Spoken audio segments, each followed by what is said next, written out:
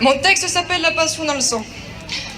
Observer les oiseaux du matin au soir, c'est ça ma passion. Vous pourrez rire, je vous en conviens, mais c'était mon paradis, ma maison. La vie n'est pas un long fleuve tranquille, et Mère Nature nous le fait savoir. Mais quand l'homme lui mène la vie dure, il ne peut y avoir d'autre espoir. De ma passion, je suis victime, comme si cette même nature m'avait poussé dans l'abîme. 4 ans, j'ai tenu avant d'être diagnostiqué. 6 ans, j'ai survécu avant d'être traité. Et encore combien d'années pour me relever? De l'autre côté, j'ai failli passer. Ma famille, mes amis m'ont toujours épaulé. Quand le corps ne tient plus, il ne reste que l'âme et l'esprit pour prier. Qu'aujourd'hui soit effacé et demain mieux dessiné. Tel un scaphandrier, on se retrouve prisonnier dans ce corps envenimé, comme inanimé. Après 6 heures de randonnée, j'ai appris à marcher. De 80 km à pédaler, j'ai appris à respirer. Après des heures à m'entraîner, j'ai dû apprendre à contrôler. Après des années passées dehors, à l'intérieur, je dois rester. La formation d'une vague, aussi brutale qu'inattendue, comme le choc d'un airbag face à un obstacle impromptu. Comme beaucoup d'entre nous, psychologique c'était. Mais le hic, c'est que cette tic, bel et bien là, elle était. Entre douleurs atroces et syncopes, plus personne je n'étais. Quand libre devient la chute, un beau donné plusieurs fois j'ai pensé. Mais quand les proches font tout pour t'aider, de ce dernier rempart tu resteras du bon côté. Toute bataille n'est jamais perdue, aussi silencieuse soit-elle. Au cœur de ma passion, Borrelia, tu m'as eu, mais je saurais te rendre l'appareil. Parce qu'il ne faut jamais s'avouer vaincu, pour que demain puisse se faire sans ou malgré elle. La vague, elle, nous a entendus, Madame Buzyn. Ouais!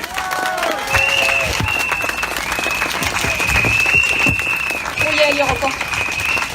J'ai un courrier de ma mère à lui.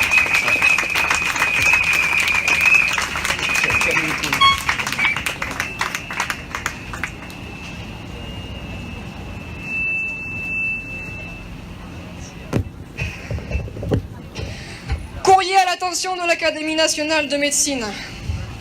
Messieurs les académiciens, en 2012, après un érythème migrant, suite à la piqûre d'une tique lors d'un camp de bagages d'oiseaux en Creuse, ma fille a bénéficié d'un traitement antibiotique de 15 jours. Le PNDS aujourd'hui en recommande 14. Les années suivantes, des douleurs articulaires sont apparues, puis des crises de tétanie, des syncopes cardiaques, grande fatigabilité.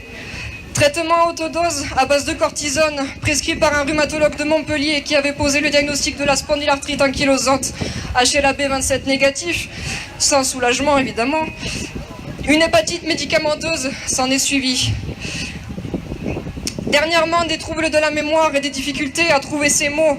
Et le meilleur pour la fin, une hémiparésie droite. Résultat d'une errance médicale de 6 années. Western Blot des tests d'Edimed positifs, entre autres la Babesia.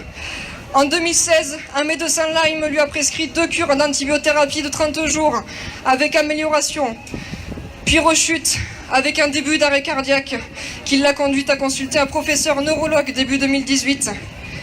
Confirmation d'une neuropathie et hémiparésie.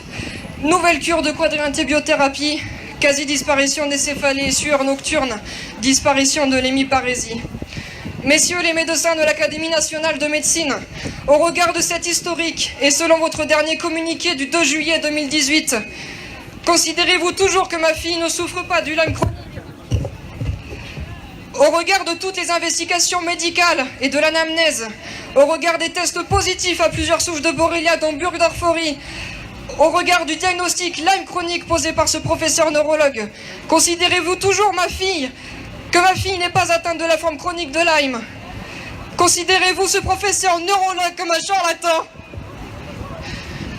Ma fille n'est plus que l'ombre d'elle-même, parce qu'elle n'a pas reçu l'antibiothérapie dans la durée recommandée avant le PNDS, lors de la primo-infection, parce qu'ensuite,